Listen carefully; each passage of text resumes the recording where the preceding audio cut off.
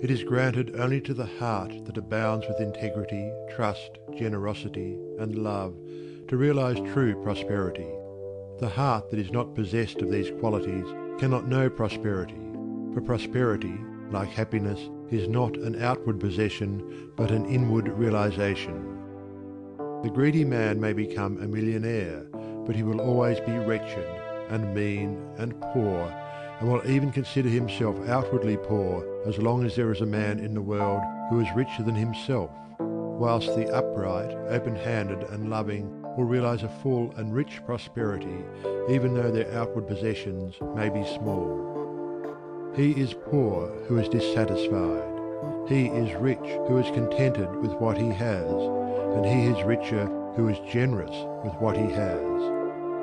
When we contemplate the fact that the universe is abounding in all good things, material as well as spiritual, and compare it with man's blind eagerness to secure a few gold coins or a few acres of dirt, it is then that we realize how dark and ignorant selfishness is. It is then that we know that self-seeking is self-destruction. Nature gives all without reservation and loses nothing. Man, grasping all, loses everything. If you would realize true prosperity, do not settle down, as many have done, into the belief that if you do right, everything will go wrong. Do not allow the word competition to shake your faith in the supremacy of righteousness. I care not what men may say about the laws of competition, for do I not know the unchangeable law, which shall one day put them all to rout, and which puts them to rout even now in the heart and life of the righteous man? And knowing this law, I can contemplate all dishonesty with undisturbed repose, for I know where certain destruction awaits it. Under all circumstances, do that which you believe to be right, and trust the law. Trust the divine power that is immanent in the universe, and it will never desert you, and you will always be protected. By such a trust, all your losses will be converted into gain, and all curses which threaten will be transmuted into blessings. Never let go of integrity, generosity, and love, for these, coupled with energy, will lift you into the truly prosperous state.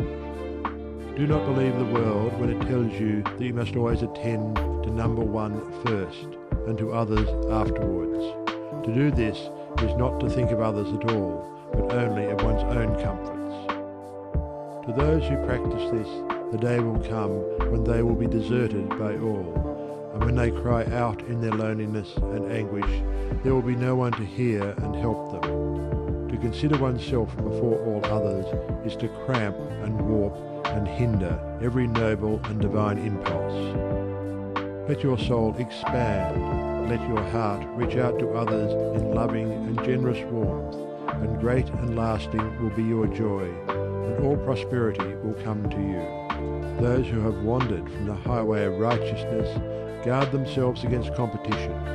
Those who always pursue the right need not trouble about such defence. This is no empty statement. There are men today who, by the power of integrity and faith, have defied all competition, and who, without swerving in the least from their methods when competed with, have risen steadily into prosperity, whilst those who tried to undermine them have fallen back defeated. To possess those inward qualities which constitute goodness is to be armoured against all the powers of evil, and to be doubly protected in every time of trial. And to build oneself up in those qualities is to build up a success which cannot be shaken, and to enter into a prosperity which will endure forever. The white robe of the heart invisible is stained with sin and sorrow, grief and pain, and all repentant pools and springs of prayer shall not avail to wash it white again. While in the path of ignorance I walk, the stains of error will not cease to cling. Defilements mark the crooked path of self, where anguish lurks and disappointments sting. Knowledge and wisdom only can avail to purify and make my garment clean, for therein lie love's waters, Therein rests peace undisturbed, eternal, and serene. Sin and repentance is the path of pain. Knowledge and wisdom is the path of peace.